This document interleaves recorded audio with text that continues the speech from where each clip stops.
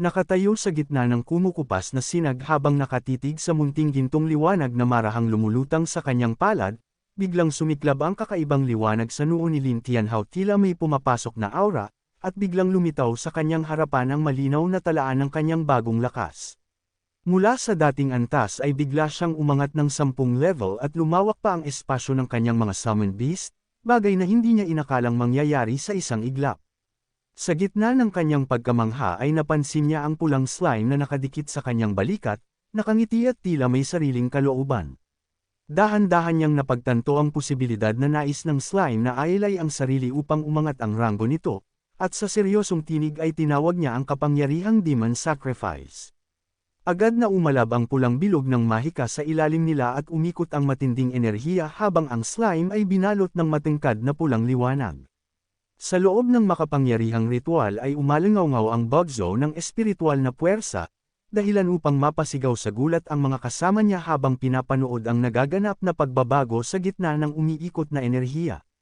Sa loob ng rumaragasang pulang kapangyarihan ay nakita nilang tila may anyong hinuhubog mula sa katawan ng demon slime, at kasabay ng malakas na alon ng espiritual na puwersa ay napaatras si Lin Tianhao at napataas ang mga kamay upang salagin ang bugzo nito.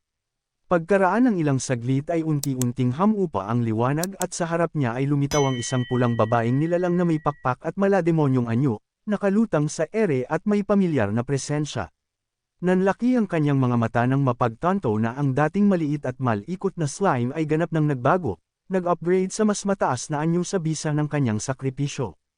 Hindi pa man siya tuluyang nakakaahon sa pagkabigla ay mabilis itong lumapit at mahigpit siyang niyakap habang masiglang tinatawag siyang master, at sa hindi sinasadya na damaykit ang malaking dibdib ng slime dahilan upang mamula siya at tuluyang matarante sa biglaang paglapit.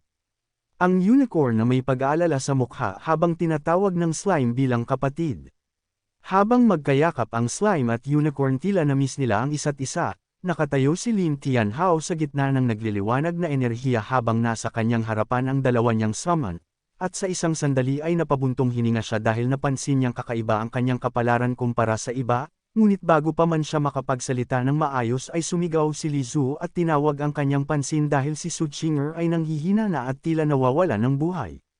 Hindi na nagatubili si Lin Tianhao at agad lumapit, nakita niyang nakahandusay si Su Qinger sa lupa, mapotla at halos walang malay, habang pinapaliwanag ni Li Zhu na ang paggamit ng kapangyarihan ng Phoenix ay may mabigat na kapalit sa katawan. Sinubukan niyang kumalma ngunit baka sa mukha niya ang pag-aalala ng marinig na seryoso ang kalagayan nito.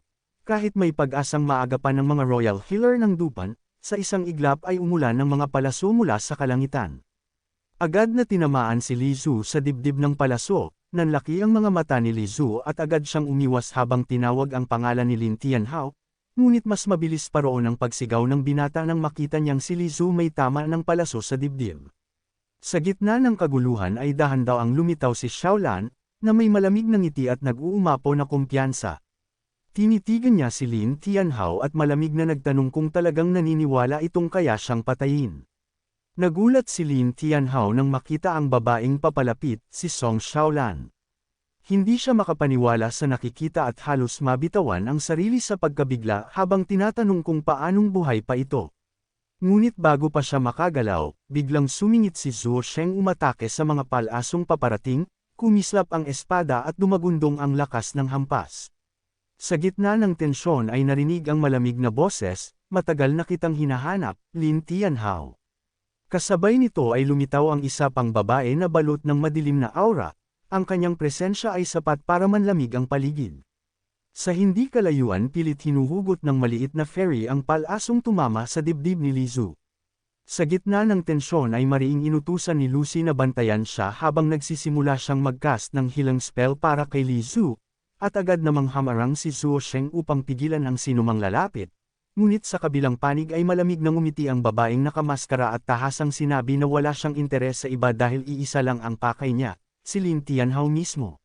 Nanlaki ang mga mata ni Anjing Yao at desperadong sumigaw na malapit nang mag-activate ang panibagong teleportation array kaya kailangan ng umalis, habang pinapaalala niyang siya ang kanilang pag-asa. Saglit na tumahimik si Lin Tianhao, tila tinatanggap ang bigat ng sitwasyon, ngunit nang marinig niya ang pagbabanta laban sa kanyang mga kasama ay dahan-daw ang tumangala ang binata, malamig ang mga mata at matatag ang tindig, at malinaw sa kanyang tinig na sinumang manakit sa kanyang mga kakampi ay iisa lamang ang kahihinatnan. Nang muli siyang pigilan at sabihing dala niya ang mga spirit stone ni Jiang Qingzhou at huli na ang lahat kapag hindi siya umalis.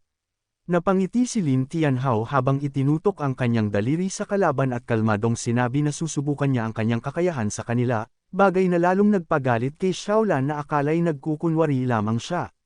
Malamig ang kanyang tinig nang ipaalala na minsan na niya itong pinakawalan at huwag itong magkamaling isipin na hindi niya kayang tapusin ang laban, kasabay ng biglang pag-ikot ng madilim na enerhiya sa kanyang paligid at pagtipon ng lilang kidlat sa kanyang kamay. Sa isang iglap ay pinakawalan niya ang bago niyang kapangyarihan, isang malakas na palasong binuo mula sa nagngangalit na dark lightning na rumaga sa pababa kay Lin Tianhao at Anjing Yao, at may ngiting puno ng kumpiyansa pa niyang hinamon kung paano nito ipagtatanggol ang sarili laban sa mas pinalakas na atakeng iyon. Ngunit sa mismong sandaling akala niya'y tiyak na ang tama, isang pulang anyo ang biglang sumulpot sa harapan ni Lin Tianhao at sinalag ang nagngangalit na kidlat, dahilan upang manlaki ang mga mata ni Xiaolan sa pagkabigla habang ang pulang enerhiya ay tila nilalamon at hinihigop ang kanyang kapangyarihan. Sa gitna ng naglalabang liwanag ay nanatiling nakatayo si Lin Tianhao, kalmado at may bahagyang ngiti, at sa kanya ipinahayag ang bago niyang kakayahan, isang skill na kayang ubusin at lamunin ng anumang elemental na pag-atake na ibato sa kanya. Sa gitna ng naglalagablab na lilang kidlat at nagngangalit na enerhiya, tumindig ang pulang anyo ng slime na tila isang reyna ng apoy, ang kanyang katawan ay kumikislap sa init habang walang takot na sinalubong ang bagsik ng atake. Nanlisik ang mga mata ni Lin Tianhao sa galit at malamig na idineklara na ang sinumang sasaktan ng kanyang mga kasama ay magbabayad ng kapalit, kasabay ng utos niyang gamitin ang lava domain. Sa isang iglap ay nagbago ang paligid at ang lupa ay tila natunaw sa isang rumaragasang alon ng kumukulong lava. Umangat ito na parang dambuhalang pader at nilamon ang dalawang kalaban na kanina ay puno ng kumpiyansa. Pinagpawisan at nataranta si Xiaolan sa takot nang maramdaman ang init na unti-unting pumapalibot sa kanya, hindi niya maunawaan kung paano biglang nabaligtad ang sitwasyon, habang ang nakamaskarang babae ay agad kumilos upang makalayo sa rumaragasang pulang alon. Subalit huli na ang lahat dahil ang lava ay tila may sariling buhay, humahagod at kumikapit sa bawat galaw ng kanilang mga paa, pinipilit silang hilahin pababa sa nagngangalit na dagat ng apoy. Sumigaw si Xiaolan habang itinataas ang kanyang sandata, ngunit ang dating mapanghamong mukha ay napalitan ng takot nang maramdaman niyang unti-unti siyang nilulunod ng nag-aalab na kapangyarihan. Sa itaas ng nagliliyab na larangan ay mabilis na sumugod ang nakamaskarang babae, bumaba na parang isang anino upang sumalakay, ngunit sinalubong siya ng sumabog na enerhiya na nagliyab sa hangin. Sa huling sandali, ang liwanag at apoy ay nagsalpukan, at ang buong paligid ay nabalot ng nakakasilaw na pagsabog. Daang-dahan lumalapag sa lupa si Merongsu habang si Xiaolan na iwan sa lava. Sa isang iglap ay umalangaw ang malamig na tinig ni Lin Tianhao at itinaas niya ang kanyang kamao. Nagliyab ang gininto ang liwanag habang binigkas niya ang utos na tunawin at lamunin ang buong sakop ng kapangyarihan. Kaagad na kumulo ang pulang domain, umangat ang malalaking alon ng nagbabagang likido at bumalot kay Xiaolan na sumigaw sa takot habang unti-unting hinihigop ang kanyang lakas. Tinangka niyang humingi ng tulong ngunit huli na ang lahat, sapagkat ang lava ay tila may sariling buhay na walang awang tumupok sa kanyang katawan hanggang sa ito'y matuno at maglaho. Mula sa nagbabagang dagat ay lumitaw ang pulang anyo ng slime na tila nasiyahan, waring ninanamnam ang enerhiyang kanyang nilamon habang si Lin Tianhao ay nanatiling nakatayo sa likuran, kalmado ngunit mabagsik ang titig. Si Anjing Yao ay nagulat sa nasaksihan, level 21 lamang siya pero bakit alam niya ang ganong galawan? Hindi nagpaawat si Merongsu at agad nagtipon ng kuryente sa kanyang palad, isang matalim na kidlat ang humugis sa hangin at buong lakas niyang pinakawalan patungo sa kanilang direksyon. Mariing hinigpitan ni Merongsu ang hawak niyang kidlat habang ang bughaw na enerhiya ay nag-uunahan sa pagitan ng kanyang mga daliri. Umikot ang matatalim na balahibo sa paligid niya at kumalat ang mabigat na presyon sa hangin. Malamig ang kanyang mga mata habang sinabing may kakayahan nga ang kalaban, ngunit hindi yun sapat upang talunin siya. Sa isang iglap ay sumabog ang kuryente at mabilis siyang sumugod, ang kanyang figure ay halos hindi na masundan ng tingin. Nanlaki ang mga mata ng mga nanunood nang maramdaman nilang tila hinihigop ng kanyang presensya ang espasyo. Nanatiling matatag si Lin Tianhao. Sa malamig na tinig ay muli niyang inutusan ang slime na ipagpatuloy ang dissolve domain, at kaagad na umangat ang napakalaking alon ng lava at nagsabi pa ang slime na puksan niya ang mga mata at ipapakita niya ang tunay na impyerno. Sa sandaling iyon, nagbago ang ekspresyon ni Merong Su. Ang kumpiyansa ay napalitan ng pagkabigla nang maramdaman niyang unti-unting nauubos ang kanyang lakas sa loob ng pulang sakop. Abang mabilis na bumabagsak si Meren Su mula sa himpapawid na balot ng nagngangalit na kidlat at isigaw niya ang Gates of Hell. Biglang bumuhos ang sunod-sunod na haligi ng bughaw na enerhiya na tumama sa lupa sa paligid ni Lin Tianhao, dahilan upang manginig ang buong kapaligiran at mabitak ang sahig sa tindi ng puwersa. Sa gitna ng nakakasilaw na liwanag ay nanatiling nakatayo si Lin Tianhao ngunit bakas sa kanyang mukha ang pagkabigla habang pinapalibutan siya ng rumaragasang kapangyarihan mula sa kalangitan. Sa sandaling tila tuluyan na siyang masasapol ng mga haligi ng kidlat ay biglang umalsa ang pulang lava sa kanyang harapan at mabilis na umangat ang slime upang harangin ang paparating na atake. Sinalubong ang bagsik ng bughaw na enerhiya gamit ang sarili nitong katawan habang nagbanggaan ang pula at asol na liwanag sa isang malakas na pagsabog. Isang figure ang mabilis na sumulpot si Unicorn at agad niyang niyakap ang slime at iniahon ito palayo sa sentro ng pagsabog. Napasigaw ng slime si Lin Tianhao habang pasugod sa kanilang direksyon.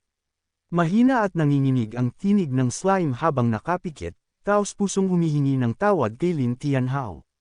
Pakiramdam nito ay nabigo siyang protektahan ang anyang master. Habang mahigpit niyang hawak ang slime, nagsabi siya sa kanyang master na gusto niyang subukang lumaban. Tahimik na nagkatitigan sina Lin Tianhao at si Unicorn habang kapwa nila sinusukat ang sitwasyon. Bakas sa mukha ni Lin Tianhao ang pag-iingat habang ang Unicorn ay tila nag-aalinlangan sa biglaang pagliko ng takbo ng laban. Sa himpapawid ay muling bumuka ang malalaking pakpak ni Meren Su at dahan-dahan siyang lumapag. Malamig ang mga mata habang inihayag na kanina ay nais lamang niyang patayin si Lin Tianhao ngunit ngayon ay nagbago na ang kanyang isip. At kasabay ng mariing utos na Go to Hell, ay lalong tumindi ang pag-ikot ng kapangyarihan sa kanyang palad. Sa ibaba ay nakahanda ang lalaking may espada, si Zuo Sheng, habang mahigpit na hinahawakan ang kanyang sandata at binibigkas na ang isang kutsilyo ay kayang humiwa ng bakal at pati kaluluwa ay maaari nitong putulin. Sa isang iglap ay sumugod si Meren Su mula sa ere, bumagsak ang kanyang atake na parang kidlat na may dalang matinding puwersa patungo kay Zuo Sheng. Ngunit mabilis na umangat ang espada ng lalaki upang salagin ang paparating na bugso.